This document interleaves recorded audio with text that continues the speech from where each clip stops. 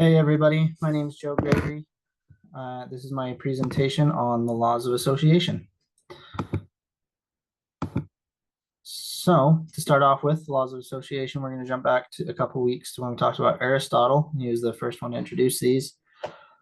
He had four main laws of association: the law of contiguity, which is a major theme in this week, and is a thought will make us think of something we usually experience with it.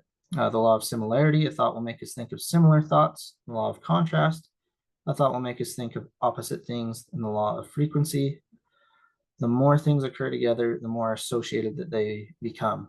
Originally, I thought that the law of frequency and the law of contiguity were essentially the same thing. But in going through the lecture and thinking about it, I realized the law of contiguity obviously has more to do with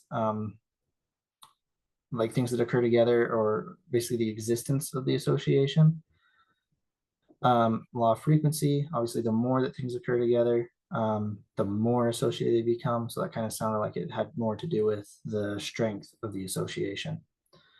Just something I found interesting. Anyways, so jumping forward to this time when we talk about empiricists and sensationalists during between 1588 and 1903, major theme that the laws of association is pertinent to that I'll be covering is associationalism or associationism. That's the belief that the laws of association are fundamental in understanding and explaining mental phenomena. So these are major underlying themes in these historic figures' beliefs and their theories. So different empiricists and sensationalists added to or adjusted these laws of association.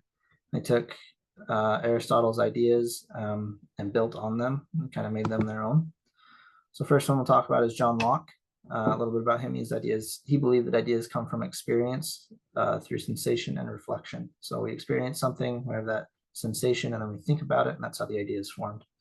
So he was a little bit different than some of the others. He believed in the association of ideas, but most of them were accidents of time and circumstance. Made me think a little bit of law of contiguity there. Just that if two things happened or coincidentally occurred together, there would be an association created there, but it was random. So moving on to David Hume, he believed in the same laws of association. He added in the law of resemblance. One idea leads to other similar ideas. And here I put in parentheses, this reminded me of Aristotle's law of similarity. So if you pay attention as I go through, I'll put in parentheses at the end of some of these guys' laws of association where I saw Aristotle's influence. Law of contiguity, that one's pretty straightforward. We already talked about that, but the more closely linked two ideas are in time and place, rarely they will be remembered together. He also believed in the law of cause and effect, that when you think of an outcome, you think of its cause. Okay, so moving on to David Hartley. He was the one that introduced neurophysiology, theorized that ideas occur in the brain.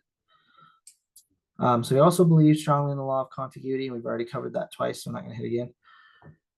Also believed in the law of repetition. The more frequently two ideas occur together, the more readily they will be associated. Reminded me of both contiguity and frequency, kind of a combination of the two. And finally, we got Alexander Bain, another law of contiguity guy.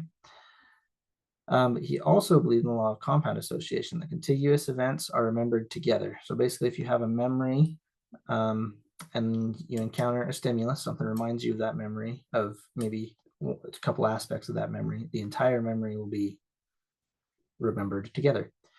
Also believe in the law of constructive association. Basically, the mind can rearrange ideas to create new ideas by thinking of a memory or an idea. You can rearrange things and create entirely new ones from that. So anyways, that's my presentation on laws of association. I hope that was helpful. I did get all that information from our lecture this week. Thanks.